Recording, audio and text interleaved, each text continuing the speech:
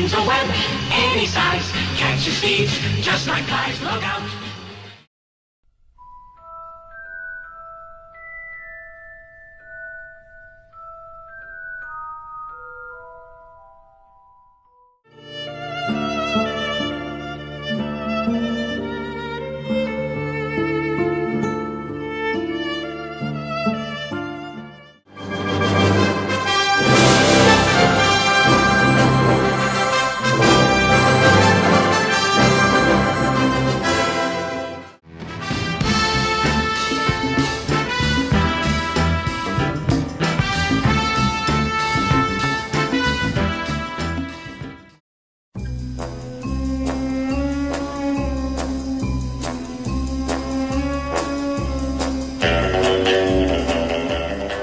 Tiros de comemoração são os tiros que são dados para o alto em algumas comemorações festivas. Ele é bastante comum em alguns países como Paquistão, Afeganistão e algumas regiões da América Latina. Resolveremos o problema de projéteis na velocidade subsônica atirados para cima, considerando a resistência do ar e depois fazendo um paralelo com a resistência do ar desprezado. Nós com certeza já vimos em alguns filmes pessoas atirando para cima, que é uma prática culturalmente aceita em alguns países. Mas será que essa prática é segura para as pessoas próximas? Se lembrarmos daquela famosa expressão "despreze a resistência do ar" que tanto ouvimos no primeiro ano, a resposta será bem óbvia. A velocidade da bala na subida será a mesma velocidade da bala na descida. Consequentemente, pode matar as pessoas. Mas, como a velocidade dos projéteis são bem elevadas, não podemos desprezar a resistência do ar, pois a resistência do ar aumenta de acordo com a velocidade do objeto. Força de arrasto. O que é força de arrasto? Força de arrasto nada mais é do que uma força contrária ao movimento.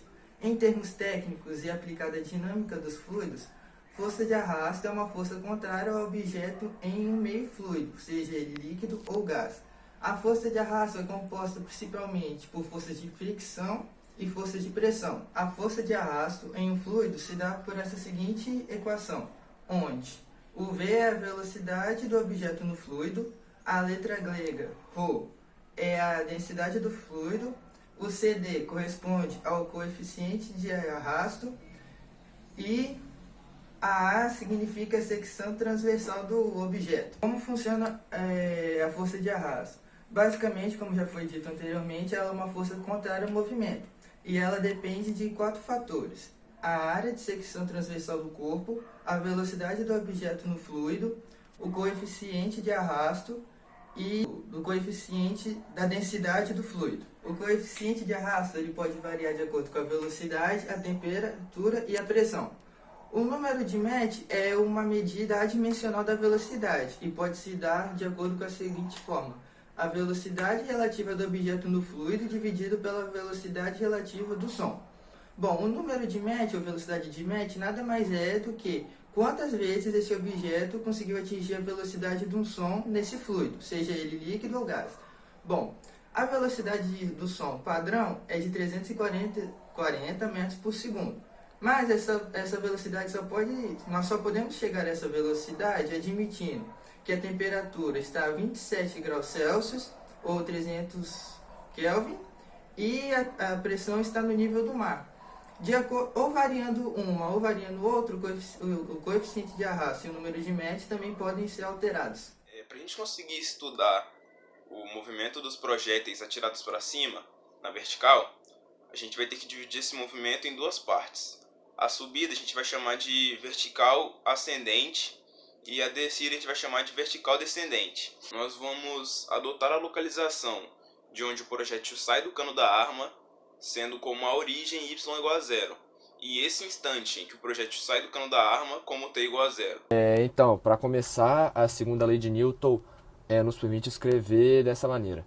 M vezes ΔV sobre ΔT é igual a menos, aí entre parênteses, força de arrasto mais força-peso, sendo tudo isso igual a menos, entre parênteses, meio de ρ A vezes a área, vezes coeficiente de arrasto, vezes V ao quadrado, mais mg, fecha parênteses. No qual M é a massa do projétil, P é o peso do mesmo, e g é a aceleração da gravidade. Mais adiante, a gente pode separar e integrar a equação 2, que é a equação que eu acabei de falar. Sendo assim, a posição e a velocidade do projétil em função do tempo, tomando como os outros parâmetros como constantes, são dados por y em função de t é igual a velocidade terminal ao quadrado sobre g vezes logaritmo natural do cosseno de g sobre velocidade terminal vezes ts menos t sobre cosseno de g vezes ts sobre velocidade terminal. Deixando claro que o t está menor ou igual a ts e maior ou igual a zero. E também a gente obtém o vt, o v em função de t, sendo igual a velocidade terminal vezes tangente do arco tangente da velocidade inicial sobre velocidade inicial, menos g sobre velocidade terminal vezes t. A velocidade terminal é a velocidade atingida pelo projétil quando o peso e a força de arrasto se igualam. Ou seja, a gente pode determinar essa velocidade terminal como Vt igual a raiz de m vezes g sobre d, em que o d é igual à força de arrasto. Além disso, ts é o tempo que o projétil leva para atingir o ponto mais alto da sua trajetória.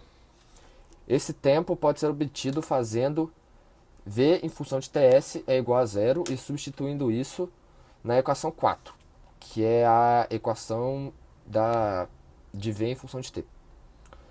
Com isso a gente obtém que ts é igual a velocidade terminal sobre g vezes arco tangente de velocidade inicial sobre velocidade terminal. Após isso, a gente pode determinar a altura máxima, Hmax, atingida pelo projétil, correspondente à posição i em função de ts. Essa expressão é dada por Hmax é igual a menos velocidade terminal ao quadrado sobre g vezes logaritmo natural do cosseno de g vezes ts sobre velocidade terminal. O balanço de energia para esse caso de subida é bem simples. A gente pode fazer a energia cinética do projétil ao sair da boca da arma menos a energia potencial gravitacional do ponto mais alto da sua trajetória. Com isso, esse resultado nos permite calcular facilmente a energia mecânica dissipada pela força de arrasto. Mas o que mais interessa para a gente nesse caso é observar e descobrir a energia mecânica dissipada no processo inteiro, desde quando a bala sai do cano da arma até quando ela cai no chão de volta. Para isso também é muito fácil, é só a gente comparar a energia cinética de quando a bala sai da arma com a sua energia cinética quando ela cai no chão.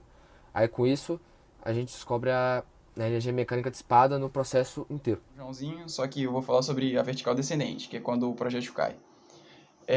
A segunda lei de Newton pode ser escrita assim: m vezes ΔV sobre ΔT é igual a força de arrasto menos mg, que é igual a 1 sobre 2 vezes ρ, a área vezes o coeficiente de arrasto, velocidade ao quadrado, menos mg. Com essa fórmula dá para obter a posição e a velocidade do projétil em função do tempo.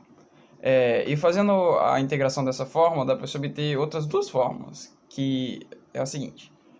Uma delas é y em função de t é igual a altura máxima menos vt ao quadrado sobre g ln, aí abre colchetes. Cosseno hiperbólico, daí abre parênteses, g sobre vt, daí abre parênteses de novo. ts menos t, onde ts, o tempo de subida, é menor ou igual a t. E a outra equação é v em função de t, igual a vt vezes tangente hiperbólica vezes g sobre vt, daí abre parênteses, ts menos t, onde ts, o tempo de subida, é menor ou igual a t. O tempo de descida se descobre por meio da primeira equação que eu falei. Só que com a condição de que o y, em função do tempo de descida, tem de ser zero. E a fórmula do tempo de descida é TD, que é o tempo de descida, é igual a TS menos VT sobre G vezes o arco cosseno hiperbólico do módulo do cosseno de GTS sobre VT elevado a menos 1. Essa parte de cosseno hiperbólico, tangente hiperbólica, são outros tipos de senos, cosseno e tangente, só que não se obtém através de circunferência, que é o seno e cosseno e tangente, mas sim de hipérboles. Só que isso aí a gente não precisa se aprofundar muito não. Agora que a gente já tem as fórmulas, a gente pode começar a colocar os valores.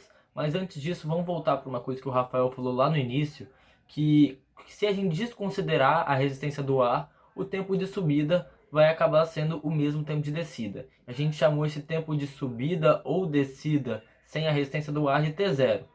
E sem a resistência do ar, isso daqui que acontece. O T0 é igual ao TS, que é igual ao TQ, ou TD, que é o tempo de queda ou descida. Na realidade isso não acontece, porque com a resistência do ar, o tempo de descida acaba sendo maior do que o tempo de subida.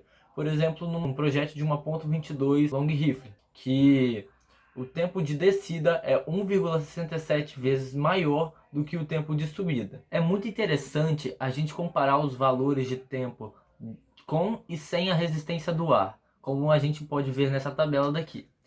E nessa tabela a gente pode comparar, por exemplo, o calibre 7.65mm Browning, em que o tempo de subida ou descida sem considerar a resistência do ar é de 30,6 segundos, ocasionando um tempo total de 61,2 segundos, enquanto na verdade, com a resistência do ar, o tempo total seria de 27,2 segundos. É muito inadequado a gente usar essa famosa frase, desprezando a resistência do ar, porque enquanto a gente estaria desprezando a resistência do ar, a bala chegar no seu ponto mais alto, na sua altura máxima, ela de verdade já estaria no chão.